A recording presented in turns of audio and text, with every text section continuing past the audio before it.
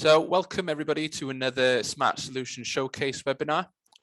Today we will be speaking to Catherine, who is a founder or the co-founder of founder of Grand Bequest, and I'll let Catherine explain a bit more what Grand Bequest is, but they're a property tech company that uses data analytics to help historic buildings, or help the redevelopment and the use of historic buildings. And we're very fortunate in Wales to have many of these in our towns across the country.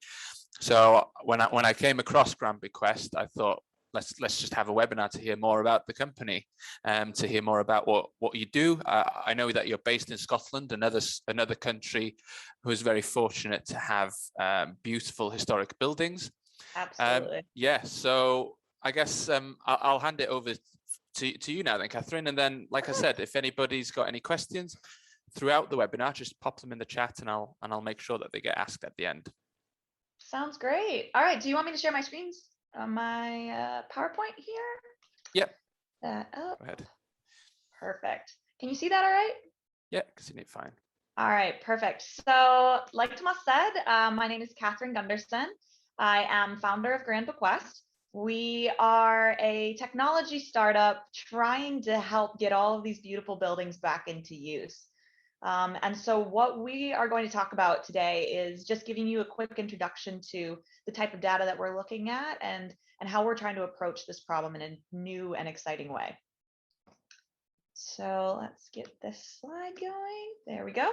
So like I said, we are a property technology startup. And what that means is that we're trying to use technology to help get the built environment a new and innovative way to move forward. Especially after the pandemic, I think we've all learned that our places, especially our local places, are really unique and really deserve the attention and support. So with Grand Bequest, what we're trying to do is we're trying to help contribute and develop and analyze different projects to get these buildings back into use in a new and helpful way for our economies and our local places. So these adaptive reuse projects would use the vacant buildings that you have in all of your town centers and get them back into use in a way that will help stimulate that economy in that area. So what we're doing is we're also using analytics to try to help get these vacant buildings the personalized project support that they need. Because we know that every community and every building and every project is going to be unique. And so that's really where data comes in, and that's really where technology can be used in such an exciting way, is that machine learning and AI and all these buzzwords that we're all hearing, that is going to allow us to scale solutions and make it a little bit easier for communities to make really intelligent decisions. So these projects are also going to be using the data analytics in order to help us understand our impact. So after COP26, and kind of the buzzwords of the moment is around environmental and social impact and helping our environment, helping our planet, and helping us start to use the things that we have in a better and more longevity focused way. So ESG and impact in general is something that's always been at the core of what we're trying to build at Grand Bequest as well.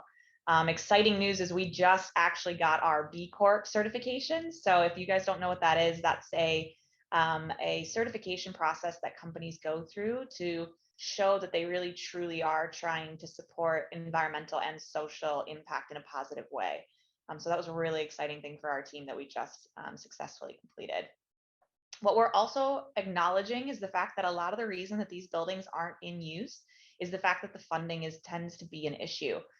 So what we're really trying to do is help communities, help councils and authorities put the data into a way that people can understand and help back these projects.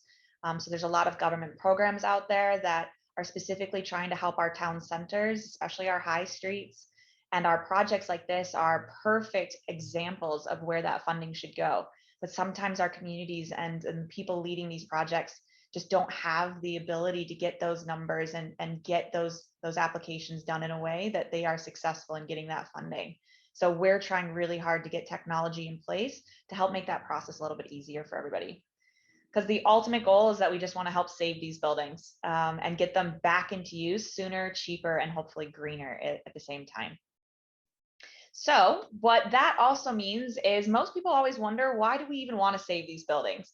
Luckily, I think the trend is changing where this idea of knocking buildings down to replace them with new buildings is becoming questioned, because there is a cultural statement within architecture and within conservation, especially around the fact that the greenest building is the one that's already built. And why that is it has to do with the fact that we've already spent the money and the time and the materials to build these buildings. In a lot of cases, we've done it in such a beautiful way.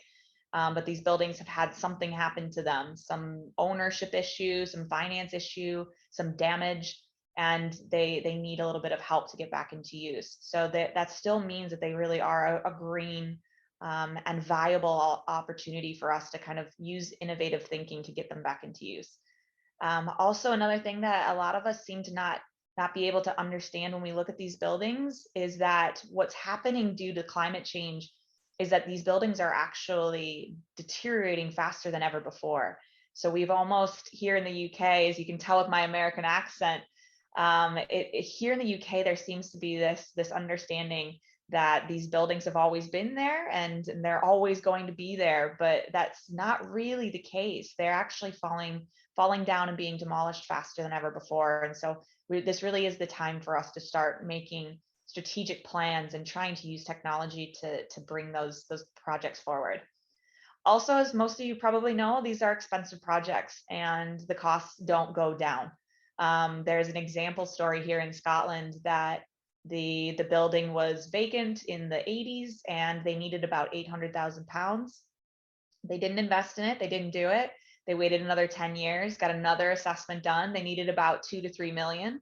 Didn't do it, let it just sit, and now the most recent assessment for that building is over £12 million for something that could have been done earlier. So these costs just continue to grow, and we continue to make the problems harder if we don't try and tackle it now. And there's also this legacy element of leaving these buildings for our future generations, and that's really the core of what we're trying to do at Grand Bequest is help people come together, have a plan, and actually make these buildings come back to life so that they are here, 100 years from now. And again, the American in me just wants to say, can we just all admit that what we're doing right now in demolishing our buildings and building outside of our city centers is just really not working. And what we're doing is just not working fast enough. We aren't building enough affordable housing. We aren't keeping our cities lively. We're not preventing urban sprawl into our green fields and into our farmlands. And we still have an unhealthy reliance on cars. So what these buildings actually offer us is the opportunity to bring people back into our town centers and to stop our reliance on cars growing, but to allow people to come back in a fun and exciting building, as opposed to the traditional things that we kind of see being built today. Another fun fact that our team was able to pull together when we were researching for this presentation was the fact that the Welsh government is actually trying to help people work more remotely. So what's really exciting about these buildings is the opportunity to use them to promote those kinds of social initiatives. So if we think about things like co-work spaces or local cafes or places that people can walk or bike to in their local communities, as opposed to having to drive to an office, these buildings actually are a perfect conduit for that kind of initiative. So it's kind of just using these buildings and keeping them in our minds as a potential opportunity. And then here in Scotland, so we are based in Scotland, but it is a goal of ours to come over to Wales, because there is so many things that you guys have similar between Scottish and Welsh, the building types and the council structures and the data sets and things like that. So we have been able to identify over 3,000 buildings here in Scotland and analyze them, and that database is still growing. We're up to about 10,000 buildings that we're currently undertaking analysis on. So the problem is definitely one of, it just continues to grow. And so it's just kind of acknowledging the scale of the problem and the scale of the opportunity. And for Wales specifically, again, did a little bit of quick homework just to try to see the scale of the problem for your areas. And I was actually really surprised that the number of empty and unfurnished buildings that are being exempted from tax is actually significant for the Welsh areas. So that's about 29% of all of the empty buildings are not having to pay into exemptions. And when I look at that my background being in business, I look at that as lost opportunity for the councils to use those sites to not only help address, affordable housing or co-working space issues and generate more tax revenue, but it's just a lost opportunity that we leave these buildings. So I just thought that was a really interesting statistic. So I felt like that number was a little bit higher than I was expecting it to be, in that 17,000 buildings that have been identified as vacant. One other thing that we've also learned since founding in 2020 is that this number tends to always be very under expected, because a lot of these buildings go under the radar, where they've been left abandoned for so long that the tax council exemption data and things like that aren't actually catching the true scope. So this number is probably even low. It's probably not even the exact amount that we really are striving to try and get back into use. And I thought this was kind of a fun, interesting statistic as well. So within that number, there are certain councils that seem to be the opportunity places. I'm going to try my best. I have actually been trying to practice a little bit of Welsh in preparation for this presentation. So Carmarthenshire, American accents, we butcher everything on accident. But that area seems to have the highest concentration of buildings. And here in Scotland, we see the same thing within areas like Glasgow and Paisley. What's disappointing about these statistics is they tend to also relate to social deprivation and other statistics that makes these areas even more opportune for investment and regeneration, and opportunities for these buildings to have some serious social and environmental impact. So that's what's really nice about using data, is it kind of helps us prioritize, and it helps us kind of focus in on the areas that really can get the highest impact and the most benefit from us focusing our energy. So I thought that was a really interesting statistic. So if any of you are from these certain areas, just a fun table fact that you can throw out at the holiday parties about how many empty buildings are in your areas. So why do we care, and what do we want to do about it? So Grand Bequest, we are a team of 8, and we started with this simple question of, why do we have so many empty buildings? Why is this the way it is? As a society, as national governments, why do we just allow this to happen when we have so many social problems that could be solved by using these buildings? So some of the obstacles that these buildings are running into in order to get them back into use is the excessive vandalism, is the dependence on demolition that we currently have.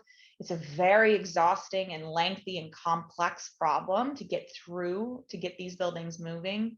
And there's just a lot of complexity when it comes to the finance, the legal, and also now the impact calculations that most grant funders are expecting. And honestly, a lot of these projects can take years to get moving. And so the momentum and the ask of them is pretty significant. So the people that are able to do this today, they are warriors in my eyes. And we're hoping at Grand Bequest that we're going to be able to make that process a little bit faster and a little bit easier for everybody.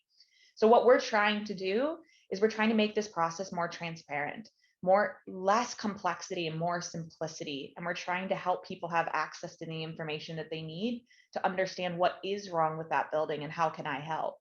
And we're also really trying to make the focus more about the communities. So the current problem that we've identified with the way that buildings are saved today is that they tend to be isolated. They tend to be driven by small groups of people without very much sharing of knowledge and sharing of information. So we're really trying to break that down and say, if it worked over here, maybe this community could have that same work for them. And we're also making it easier for partners and projects to get the access to the market they need so that we can lower some of those costs. So it's really all about trying to understand, why is this market so broken? Why are these buildings so expensive? Why is this process so difficult? And trying to make it faster and easier. And then also it comes back to that core understanding of ESG and reuse, and really focusing on using the things that we already have before we start doing things new out in our green fields. Because there's just so much opportunity with these buildings if we could all come together and kind of look at them in a different way. So another quick thing to have in our minds. So when we started Grand Bequest, the process was way too complicated. So my background, just really quickly, is not from construction or conservation or architecture. It's actually from manufacturing and operations. So when I first got started, it was just because I was so frustrated looking at all these buildings and wondering, why aren't we fixing this systems problem? So we spent the first couple of months of Grand Bequest just really trying to understand, how does the system work today, and trying to simplify it down to its core building blocks. So to me, when we think about these buildings, it doesn't need to be so complicated. So we've broken it down into these 6 steps, and this is the foundation of a lot of the ways that we started approaching how to build technology to help these projects get going. So the very first thing that we've identified is the lack of ownership information and the lack of just simple data analytics. So that's really where the core of Grand Bequest is focused right now, is on trying to give everybody the transparent and clear to understand data sets that they need, so that they can go, okay, I get it. I know where I need to go with this project. And also using those data analytics to help prioritize which buildings should we be focusing on first. Because if you're in one of those council areas and you see you've got over 1,000 buildings, it's really overwhelming to know which one do we do first and why. Then you have the business planning aspect. So another very sad thing is when you see communities spend all this time and energy getting momentum behind a building, but they don't know how to make the building viable. They don't know how to keep it from going back into that state. So there's this element of understanding how business economics and just financial viability of the project itself will work. So that's another thing that Grand Bequest is working to help support these groups in moving these projects forward. And then all people will say the fundraising is the biggest bottleneck. And we completely agree that today it's very difficult to get projects funded. That's another thing that we're working at Grand Bequest to try to help solve by providing access to different types of funding, access to ESG impact investments, access to equity for the projects. There's a lot of different funding mechanisms available outside of just grant funding that we really want to help people understand and get partnered and matched to make this whole process just a lot simpler. And then there's the typical construction and conservation, the actual on-site, get the job done. We can't obviously underestimate the complexity there, but there's a lot of professionals out there that are eager to grow their businesses through that part of the process. And then there's the actual end use, getting the building back into use, which is the exciting part. But we can't forget about maintenance. That's the other area that once Grand Bequest really does get going, we're really excited about using this data to come back through and try to help with our retrofit campaigns, and then our eventual maintenance of buildings as well. So these vacant buildings and any of the historical building elements and things like that is really to try and tap into this core understanding of how do we take care of what we already have and save it for the future generations. So how we came about doing what we're saying that we're going to do is we ended up building something called the Grand Grade. So this is a proprietary calculation that I ended up building during my doctorate of business. And what that does is it allows us to take detailed points about some of these buildings and actually put them into a priority list.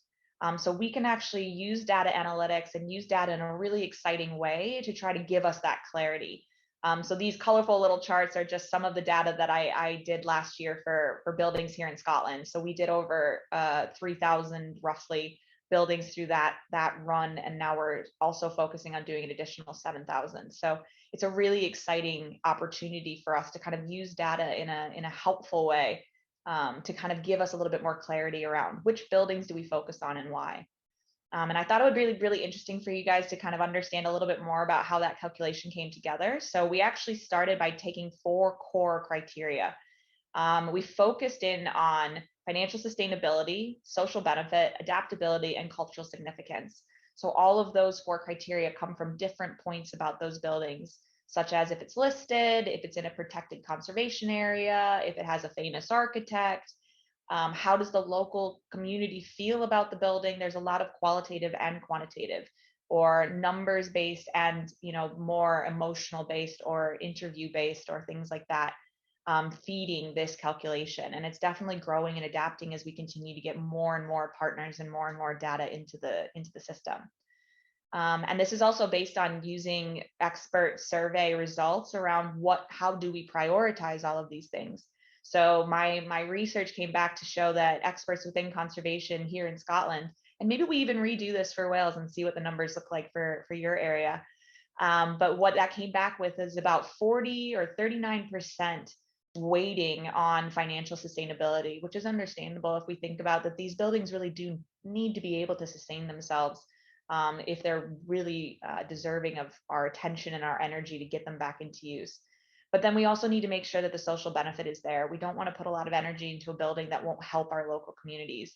So social benefit came in really closely for number 2. So it's a very exciting opportunity, but it's something that we are still definitely growing and building upon as we continue to partner with more councils and more authorities and more people that are interested in these buildings getting back into use. And the other thing that we did besides simplifying the process of saving a building is all of the stakeholders. So those of you that have had to go through the painful process of saving a building today or that are interested in it, you'll learn that there are dozens of people that are involved in this process, and they all come in at different points and they all have very different opinions and perspectives. So we came up with 3 categories, again, trying to simplify this process down as much as we can. So we call these 3 different categories members, partners, and sponsors. So what members are to us is the people that want to see these buildings put back into use. So think about owners, think about authorities, think about just individuals that live nearby, all of the people that genuinely care and really want to see this building move forward. So you don't have to have the funding, you don't have to have the skill set, you don't have to have any power, you can just care. And to us, that's all that we need, is we just need to get more caring individuals to support, and we can get that moving. And then we have partners. So partners are the local businesses or the professionals that their business will grow as these projects start to move. So for Grand Bequest, one of the main things that really motivated me to get this company started was around helping small businesses grow, helping conservation, helping local materials, helping all the industry that runs on construction and conservation grow their business, to protect traditional skills and to protect local materials. And give them more demand for their services so that hopefully they can lower their costs and grow. That's really a core part that's driving our team to keep moving forward. And then we've got the third category, which is an interesting new opportunity that we're exploring right now, is using our impact information and trying to help get communities and councils and authorities more funding from all of the momentum that's being built today around COP26 and ESG impact. So there's a really big opportunity. I think the numbers are about £2 billion a day are coming in looking for investment into local communities and into environmentally friendly and socially friendly projects. So your buildings actually could be that conduit to helping get more funding into your area and regenerate all of the things that we're all looking to see come back better from after the pandemic, and also to help us hit our net zero goals. So it's something that, again, we're trying to help get data and technology out to project people that are driving these projects and also to partners, so that we can try and get more funding into this pipeline for you. Almost done, just got a few more slides for you guys. So the main reason that Grand Bequest is coming together is because we really want to try and help solve these 2 problems. So for those members, for councils, for authorities and owners and people that are just frustrated with these processes the way they are today, what we're building is the way to remove complexity, to try to simplify everything, and to try and provide everybody with the small, manageable next steps that you would need in order to get your building or your project or your town center the plans and the activities to really make some actionable and real change. So we really hope that our technology and the processes that we're building for our projects and our groups are helping them feel that momentum start building again. And then on the other side of our technologies, we have our partners. So thinking about those architects and those trades and those small businesses growing, we want to help provide them with that one-stop shop for all of the projects that they actually do want to work on. We have a lot of architects that we work with today to try to understand how do we make this process easier for everybody. And they really are excited about the potential of helping communities get these buildings back into use. So it's really trying to connect local business and local community with the support that they need to kind of move forward faster and easier. So us as a team, so I keep talking about tech and data and all that stuff in the background, but what we actually have delivered, so this is brand new. be gentle, be nice. It is definitely a beta, but this is our brand new marketplace. So feel free to log in online at app.grandbequest.com and give it a quick look.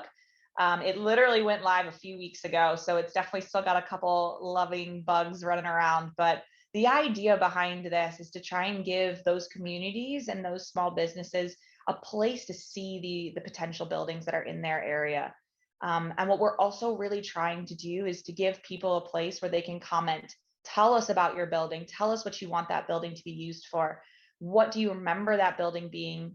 All of these things are important ways that we can help get more impact and more funding into these projects by showing how important these buildings really are to the local people that live near them. So that's definitely our pride, our baby project, our little marketplace that's just gone up, but we have a lot of other functionality, especially around all of that process and around that data analytics and impact that's going to be coming live on there in the next couple of months. So definitely keep an eye out and check it out. So we did also, lovingly for you guys, we updated our website to have Welsh on it, and our team is actually really excited because we even have a Welsh team member. So like I said, we're a team of 8, but we definitely are excited about getting more involved with the Welsh communities and things like that. So give that a check. Say thank you to Alan for helping us get that done. And we're even talking about potentially even using some of our team benefits to start studying Welsh language and trying to learn more as we come over and try and help your communities. So anything that we can be doing to kind of help and get more involved and continue to push not only Welsh language and values and things along, what we want to try and help, but if you guys have ideas about how we can continue to help, definitely let us know, because that's the one good thing about being a startup is that we can kind of adapt and do fun things. So definitely check out our website and let us know if you guys have questions off of any of that. But huge thanks to Alan for getting that done for us. And the other thing that was really exciting in preparation for this presentation is we've actually launched our Wales or our Welsh buildings as well on the market. So we got our very first one in today. And we'll get working on getting more of those buildings on there. Alan was able to send us a variety of buildings across all of the different council areas and areas of the Welsh government, and different buildings that have a lot of energy already being built behind them. So this one is a really good example of exactly what we're trying to help with, around local communities coming together to prevent a demolition, but they really need that help in knowing how to move forward and get that funding so that this building doesn't have this problem come back soon about trying to be demolished again. So what we're trying to do is use this market and use this data to get these communities the support and the attention that they deserve. So definitely log in, click that little support button on it, put your comments on it, and help this community, and then we'll continue to help support them as well. So the last slide is just trying to help you guys understand what's the next steps for us as a team and what we're trying to actually do. So like I said, we just got our market live. We just got our B Corp done. So this was a huge year for us in making a lot of big movements forward.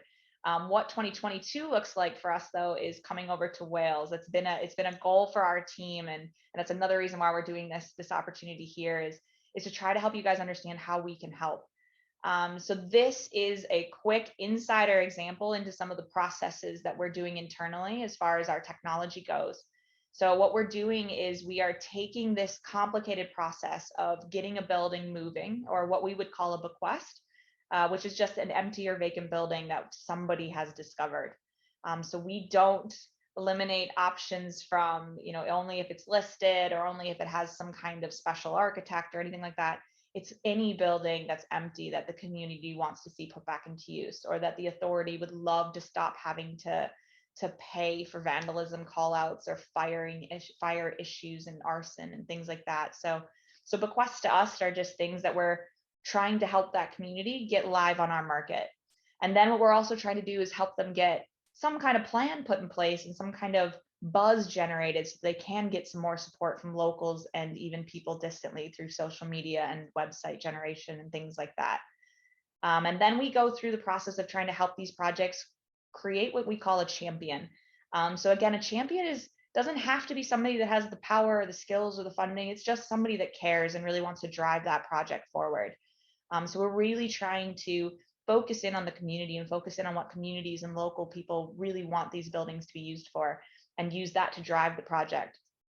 And then we also are trying to help them understand the legal and the financial requirements to get even started. Before you start looking into funding, you need to have a bank account. You need to understand who's going to take the building on. Are you buying it? There's a lot of detailed questions that we're going to try and help these community groups or these councils, if they're giving these buildings to local groups that want to try and help save the building. There's just a lot of details that we're going to help walk them through using our technology. And then also calculating impact. So this is going to become a requirement soon, as the trends of COP26 continue to move forward, which I think is great and long overdue. But helping prove that these buildings do provide social impact and do provide positive economic impact and do justify and warrant investment. That's another thing that our team is trying to help create, so that your limited resources on the project aren't being spent trying to do technical data analytics. And then we try and get you all the way through to that securing of that initial funding. So this is the core focus of what we're doing at this moment, is just trying to help get these projects momentum and start trying to tackle this part of the process. But this is just a quick snapshot of the following process. It goes on much further into the feasibility and the finance and the construction, and all the way to the end, which is my favorite part, which is celebrate. So we always try to remind people that these projects don't have to be so negative. They don't have to be so disappointing. They can be fun and they can be exciting, and we can be talking about the future. We can be talking about how fun it's going to be when we can go into these buildings and see them brought back to life. So we're trying to switch the way we're all looking at this problem into a completely different mindset.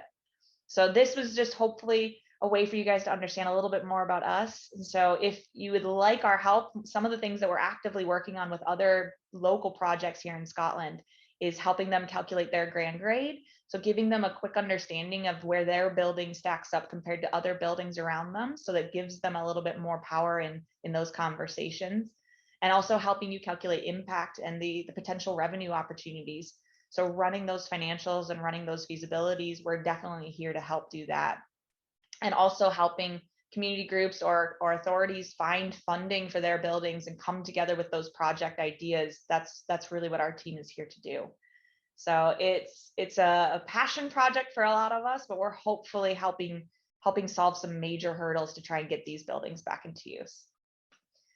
So that's me, that's time. So if you guys have any questions, I would love to answer anything that you guys might have, because this definitely is an opportunity for more people and more insights, especially because we haven't had as much experience in the Welsh issues that you guys are running into that are probably unique to your area. So would love to have any questions or some quick thoughts.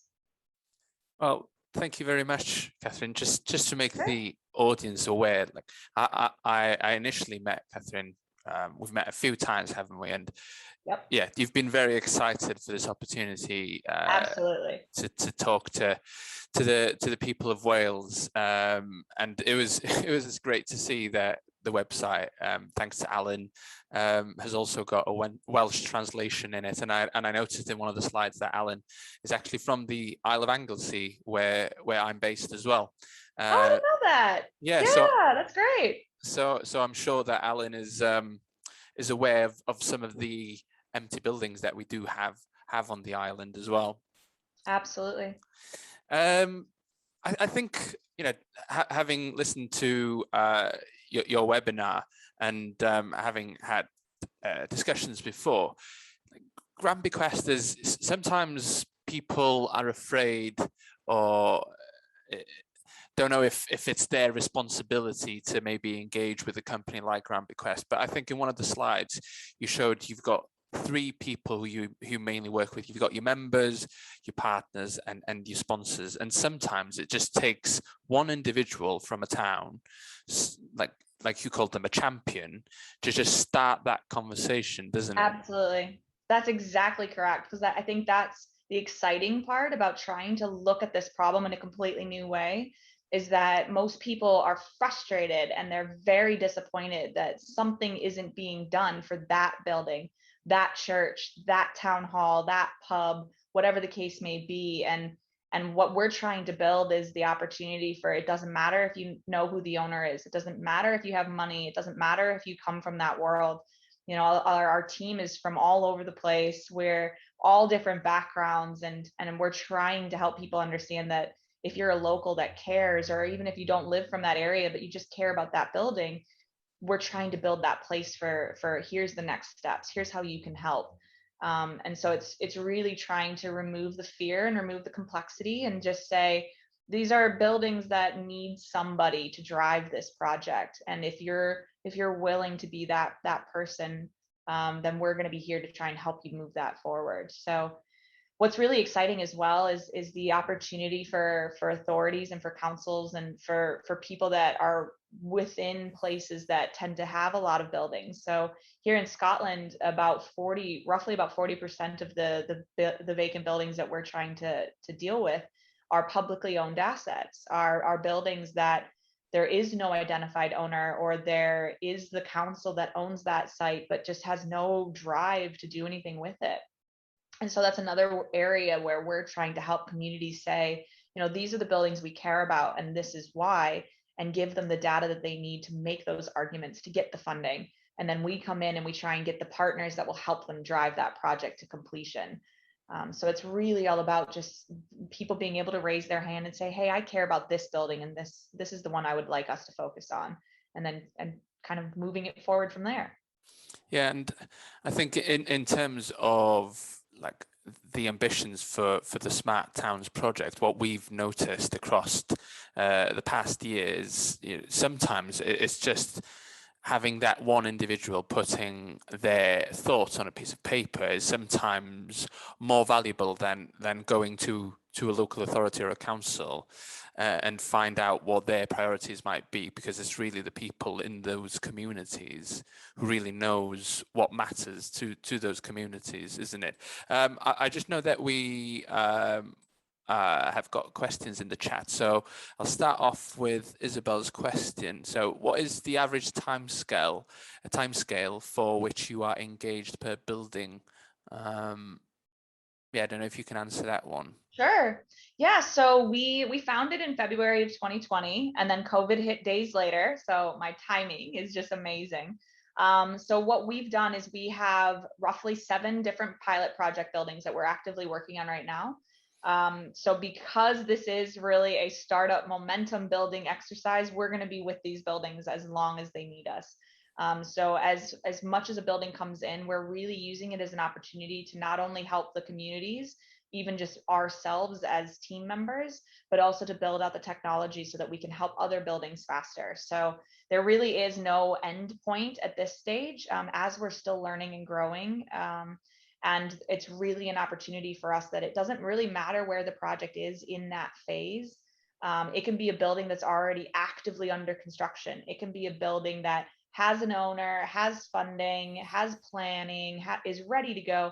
At any point in that whole process, we're really interested in trying to help build out that support network, so that as other buildings start coming through and see those same obstacles or see those same opportunities, that the data kind of kicks. So for us, it's a never-ending love affair with each one of these buildings, and that's really where we need technology, because if we don't have computers in the middle, it just becomes too much of a problem. Humans, we can't understand it at the scale we need to. So that's why we're trying to get as intimately involved with as many projects as we can, so that we can learn and help other communities learn from other success stories and start sharing that knowledge. I don't know if I answered your question there, Isabel, but right now there's no end in sight until you guys get sick of us. And you said that you've currently got I switched to Welsh there. Whoops. Good, I'll practice. that you've currently got 7 buildings, and kind of who's, I guess, going back to the members, partners, and sponsors, who's been the most active in those 7 projects? Is it an individual from the community, or is it someone from the local authority? Absolutely. So it is what we always try to do, and that's why I kind of showed you guys just a quick insider's look at what our process is for those early phases, is that we always are trying to find that champion. So that champion could be a local council member. That champion could be a Friends of Association chairman. So I'm just going through the projects that we have now.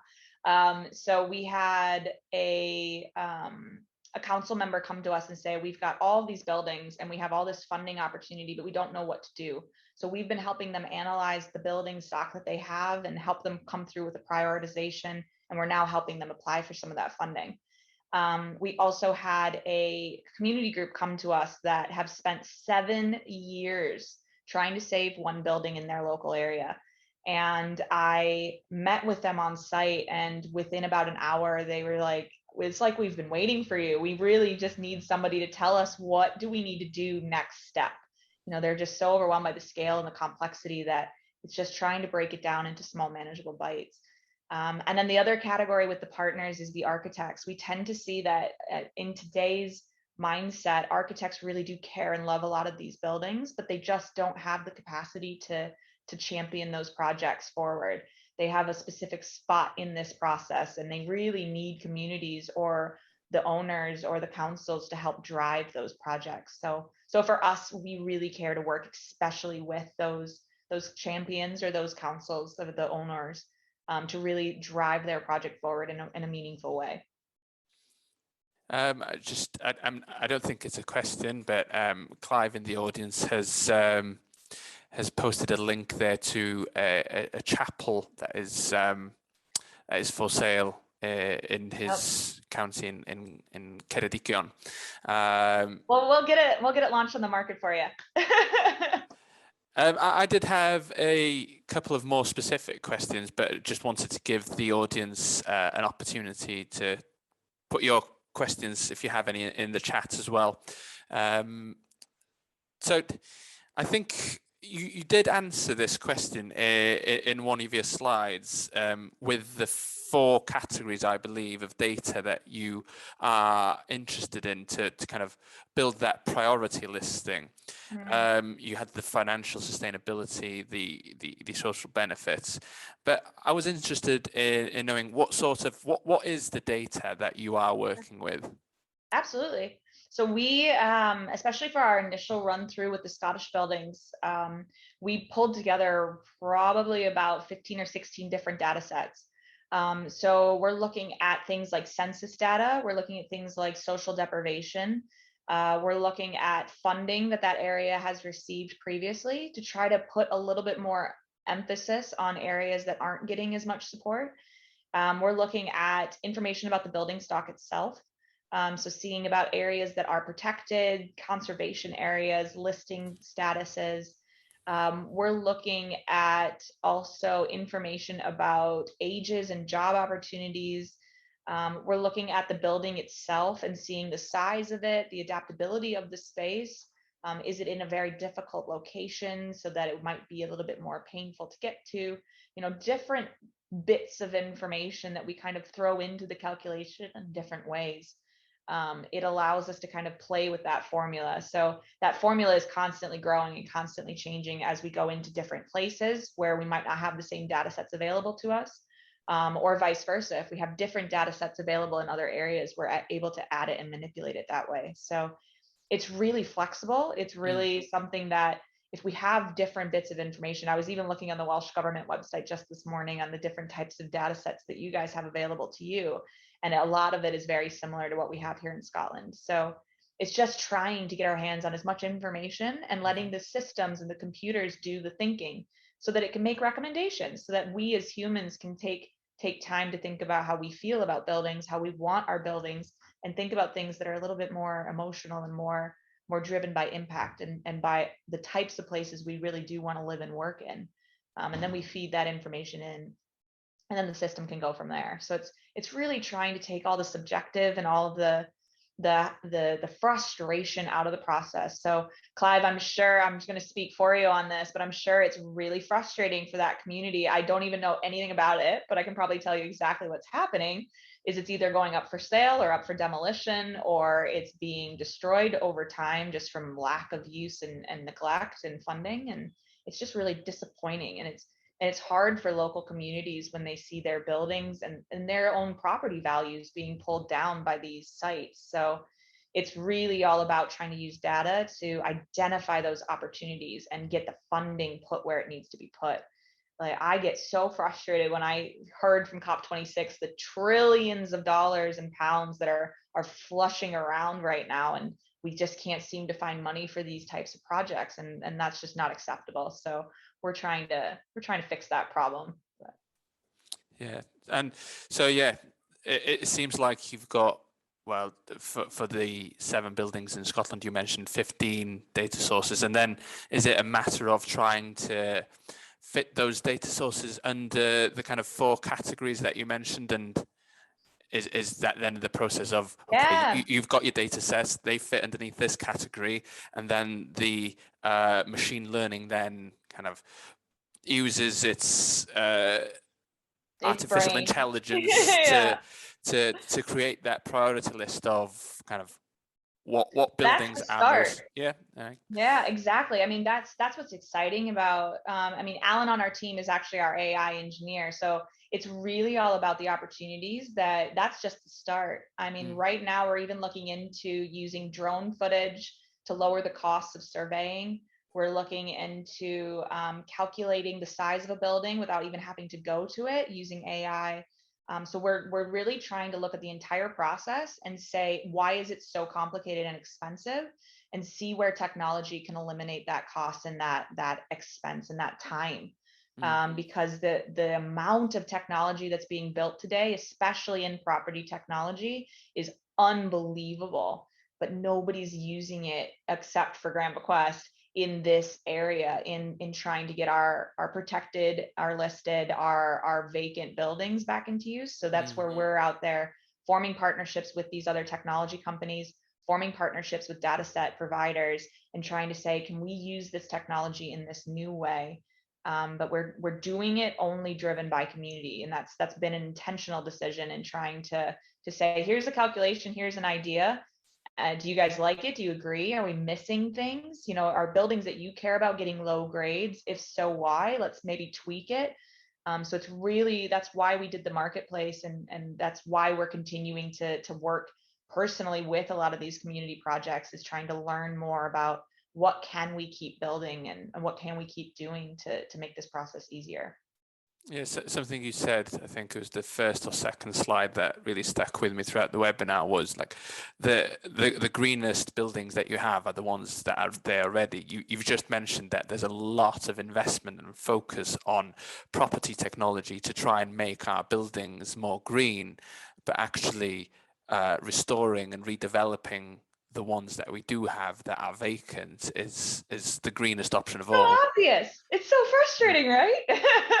But I mean, that's when you talk to people in conservation, they've been screaming this for decades, and yet they just haven't been able to break through this barrier of being able to communicate it. And I think the other really interesting statistic that's floating around right now is roughly 80% of the buildings that are built today will be the buildings that we have in 2050.